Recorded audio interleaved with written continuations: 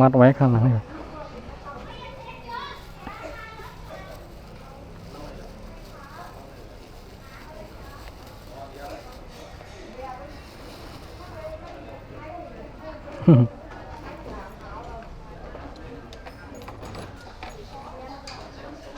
อย่างนี้แหละโอเค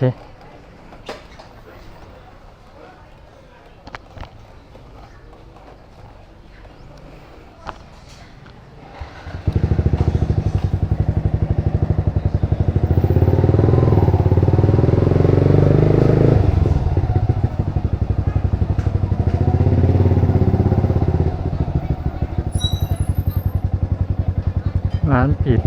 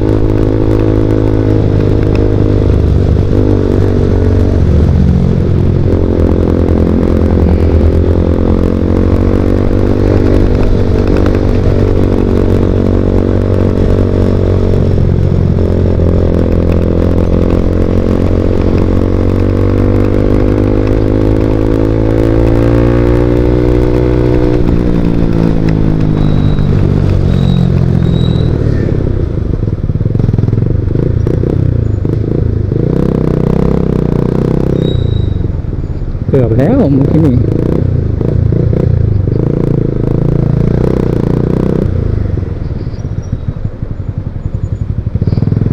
จะเอากระจกใครไปด้วยบ้าง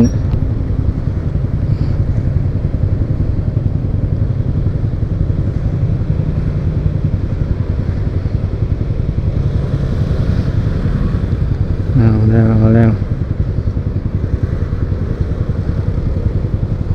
เราก็เย็นไม่ต้องรีบ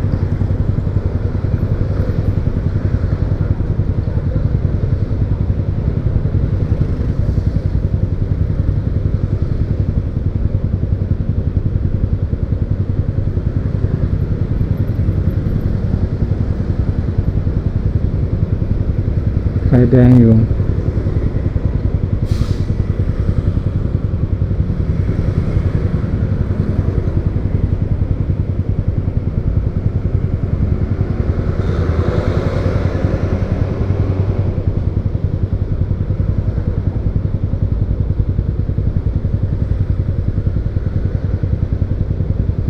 อืม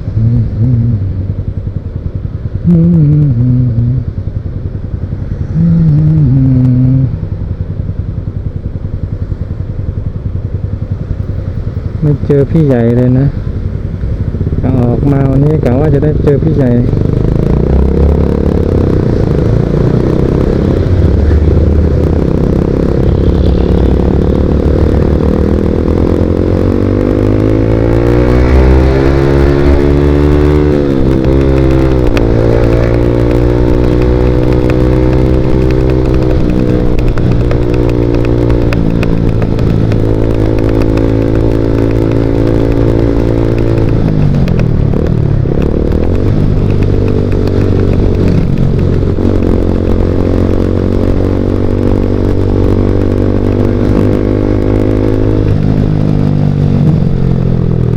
ดีละ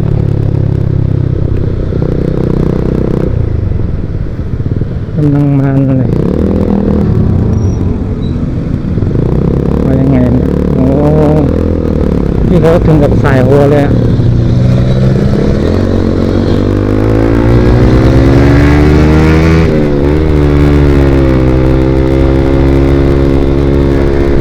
ไม่น่าเบรกกระทันหันพี่เขาถึงกับสายหัวเลย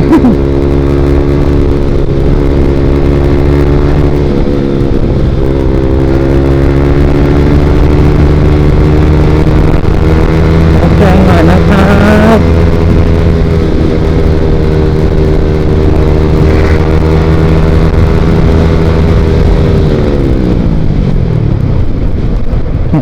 ไป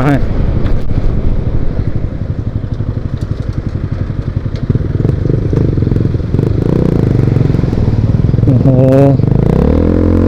ปวดเลยอ่ะ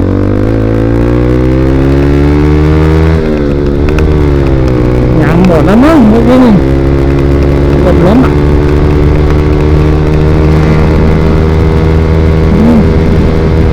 เบรกมันไม่อยู่อ่ะเดี๋ยวเย็นนวดข้ามมาถ้าข้ามมาไม่เบรกก็ทันอ่ะเมื่อกี้เนี่ย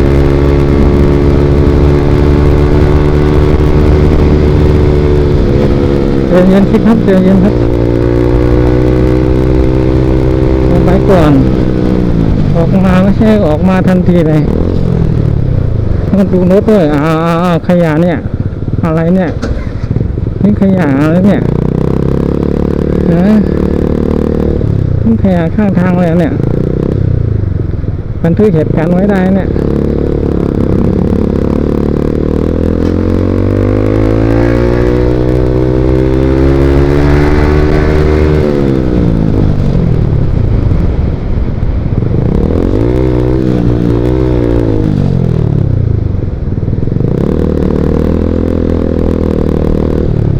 ไปถึงบ้านหรือยังเนี่ยขับเพลินๆแล้ว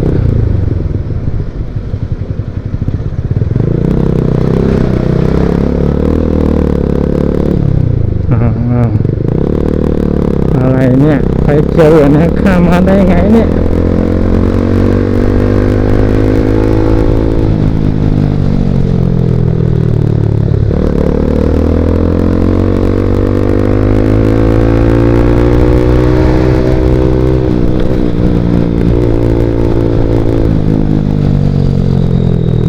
แบบนี้แหละมันจะเปียกไม่อยู่เนี่ย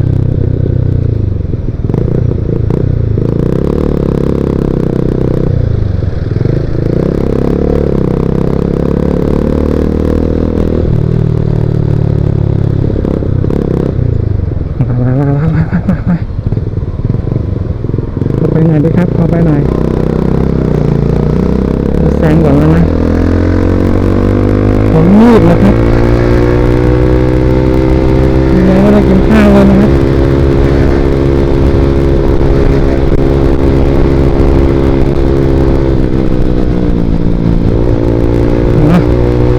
ตรงนี้นี่มันเยอะอยู่แถวนี้เนี่ยเพื่อนก็บอกว่าห้ามเลี้ยวเนี่ย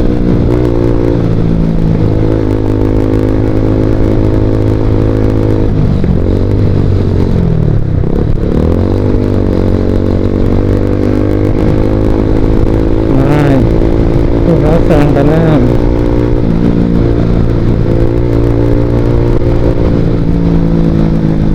เย็น เดี๋ยวทิ่มตูดเขาโอ้ย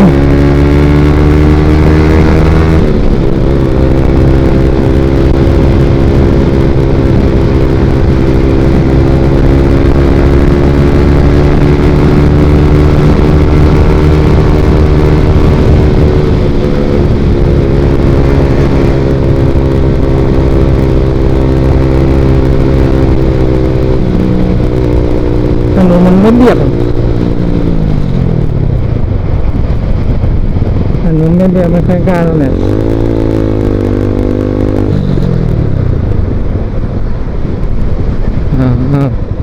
เอาแล้วเอาแล้ว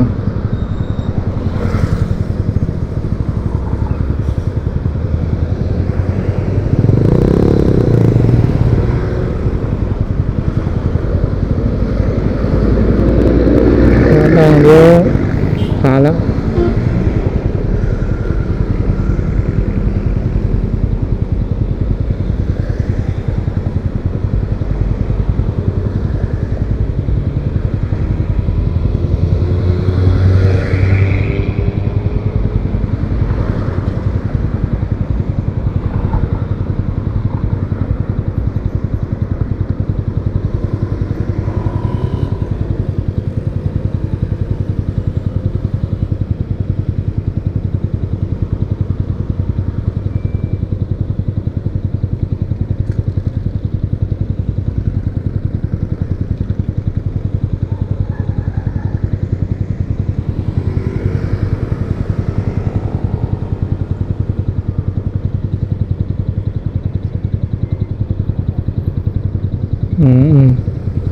ไฟยังไม่เขียวเลยนะ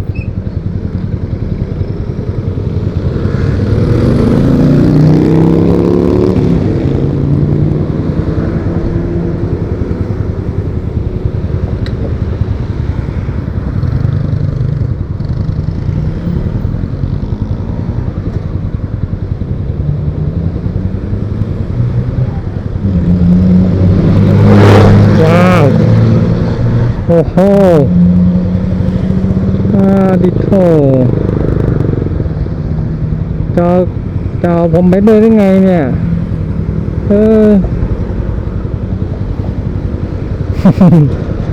ไม่มีอะไร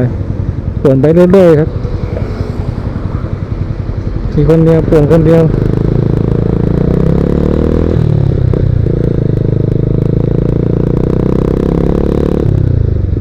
เอาสายนะเอาไว้อยากจะตัดผมอ่ะ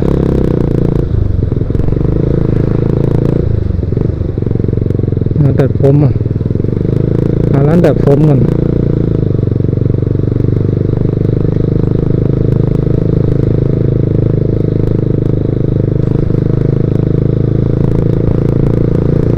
ไม่มีอ่ะ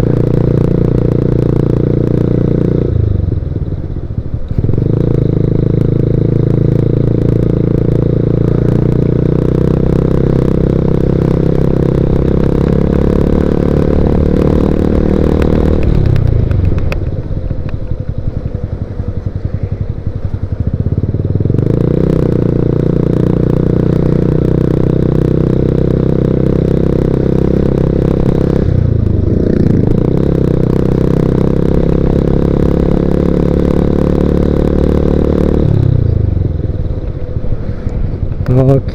นะครับก็ตอนนี้ก็กลับมาแล้วถ้าว่าคลิปนี้มีผิดพลาดประการใดก็ขออภัยกันด้วยนะครับผมอย่าถือสาผมนะครับผมป่วนไปเรื่อยๆนะครับ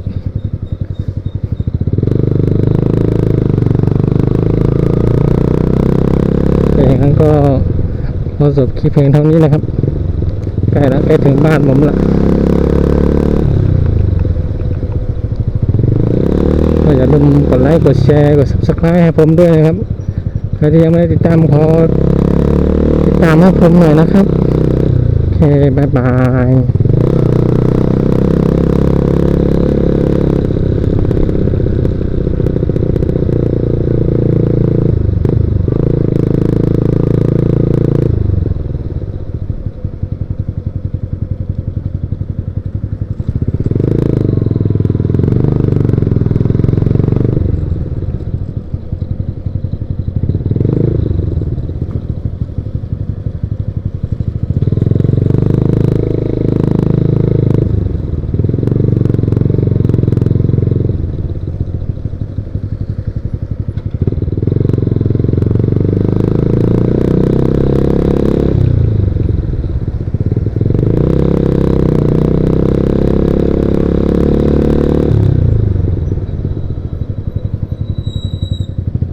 เตี๋ยวหรืออะไรวะ